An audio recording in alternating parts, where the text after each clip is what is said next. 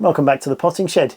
Did you bring your peace lily back from the store with beautiful big white flowers all over your plant, but since then you've not seen one single new bloom? Well, if that's the case, don't worry, you're not alone. It's not your fault. In this video, I'm going to give you 3 simple tips to get your peace lily flowering once again. Let's dive in. So what's going on with the peace lilies? They look amazing, they have big beautiful flowers, and then within a few months they look like this. Lots of lovely glossy healthy green leaves, just not much else. Where have the flowers gone? Well, there's a very good reason for that, and the main reason is to do with the commercial growers. They want to sell a product, they want it to look as good as possible, so they have a lot of big bright artificial light on the plants. They have flower stimulating hormones that they give to the plants, which really intensively puts on a lot of growing and stimulates the flower growth in an unnatural way. So you get amazing flowers on the plant, but it's not really natural. And once those flowers naturally end, because they always do, they're used all that strength, and now they don't have any more to put any more flowers out. But we can change that. It's very unlikely you're going to get hundreds of flowers throughout the plant unless you're going to introduce lots and lots of feed and stimulating and flower stimulating hormones like the growers. But what you can do is get a beautiful natural looking peace lily with 2, 3, 4 flowers at a time, maybe even a few more if you're lucky. But you're not necessarily going to get the abundance of flowers that you get when you buy them from the nursery. It's not natural, and it's very difficult to do that. The plant is exhausted after it's done there. So what do we need to get the peace lily reflowering? Well, one of the biggest issues is generally light. These do need a reasonable amount of light to get them to reflower. They need that to photosynthesize, to convert the energy from the leaves into new flowers. So you're going to need a good bright indirect light for the plant at least 4, 5, 6 hours a day. So if you can find a spot, not necessarily directly on a windowsill because the direct sun is going to burn these delicate leaves, but just back a bit, but in a very bright and sunny position is going to help. The brighter the position, the more chance you're going to get leaves. If in your house it's not ideal, you don't have a lot of natural light streaming in through the windows, then you can supplement the light with grow lights. I'll put a link down in the description to the grow lights that I use, and you can get a discount, and I'll put all the details in the description box below. But artificial lights are useful because you can put them right over the plant, and that means you can have it anywhere you want in your house, and the light can be directed directly on the plant, which is useful. So that's the light taken care of. What else do we need? Well, water. It's very important. These are actually quite thirsty plants, so you do need to water it well. My advice is to absolutely soak the plant if you can. What you want is to have the plant in a pot within the outside pot. So if you've got a decorative pot like this, that's great, but you want it in another pot that you can take out. So how that works is you can leave it in here and put a lot of water in here, and then the water will drain through and sit in the bottom.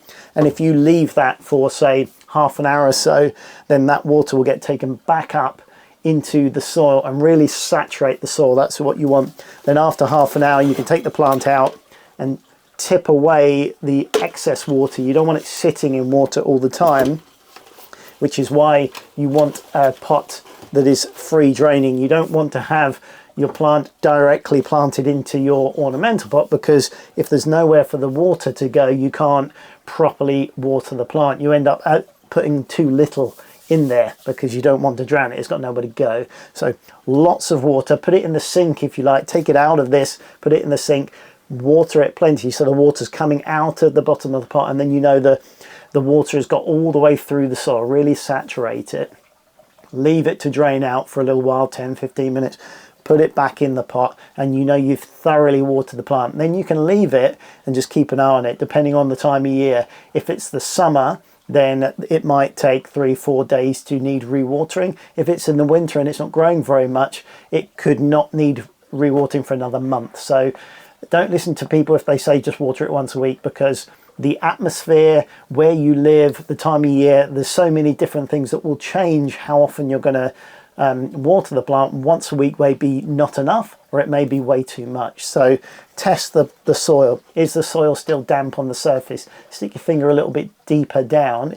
Is there some moisture there? If there is, you don't need to worry. Just as it starts to dry out, I mean, the peace lily would prefer slightly more water than less. So just as the surface is drying out, maybe just under, maybe a half an inch or a centimetre below the surface, as that starts to dry out, give it a really good water again, and again saturate that that entire pot. Let it drain away, and then you're good. So you want to get lots of water in when you do water, and then leave it to start to dry out before you do it again. But these plants, they don't like to dry out completely. If all of the soil dries out, these leaves will start to wilt and they look very unhappy. They'll tell you very quickly if they're not happy, and in which case you can still water it again, and they'll perk up within an hour or so. The leaves will perk up and look great, but you're stressing the plant by letting it dry out completely, so it's withered and sort of drooping. You don't want to let it get to that stage, because you're just adding more stress, and that plant wants to be healthy. Happy and healthy plants will flower for you more readily than not. So that's the watering, and we've dealt with light. And the last of the 3 tips is fertilization, or feeding. You want to be able to regularly feed in the growing season, which is spring and summer. Okay, so I like to use a slow release plant fertilizer that you can pour in granules, put it into the top of the pot, and every time you water, some of that feed slowly comes out into the soil, and that way I can just chuck it in, and for a few months I don't have to worry about feeding. That's how I like to do things, because I'm very forgetful. Or you can use a general purpose liquid plant food and put some in the right, it will tell you on the instructions on the back of it how much to put in. Dilute it into the water, and you can put it in each time you water, or every other time, depending on the instructions on the individual plant food. But what you can do is have a slightly more dilute one and use it every single time, so there's always a little bit of food coming in the growing season. So that's when it's actively growing, in springtime and summer. What you should then have is 2 flowerings a year from a peace lily. You'll have one in springtime, which is coming up to about now, and then later on in the late summer, if everything's going well, you should get another flash of flowers. So it's not natural for a peace lily like that to have abundance of flowers on it all year round. You know, it is a cycle, and they need to rest and conserve some of that energy before they flower again. That's how most plants work. So you can help it, and you can certainly get it to flower again, but you do need that light, the higher light levels, without burning them. Don't put them on a really hot windowsill, you will burn those leaves, but a bright location, or use a plant light to help with that. Regular watering on time, so it's not dried out completely, and then get that food in through spring and summer, so it can replenish those energy levels that it uses by flowering. Then you're going to have a much higher chance of having a happy plant that's going to flower for you. So that's it. They're my 3 simple, easy tips. If you follow that and you keep an eye on your plant and just check, the most important thing is check that watering a couple of times a week and see how it's going. And that way, if you regularly keep an eye on it, you can start to see it as it just dries out. Then you can water it again before it goes bone dry and starts to tell you it's not happy. So that's pretty much it for this video. Let me know if you've got any comments down below. Happy to answer any questions. What are your tips? How do you get on with growing your peace lily? If you have any tips for us, then please do put them down below. I always enjoy reading your comments. Subscribe for more houseplant related videos coming along very soon, and please give it a thumbs up if you found this video useful. I would appreciate that. All right, that's it for now. Thanks very much for watching, and I'll catch you on the next video. Bye for now.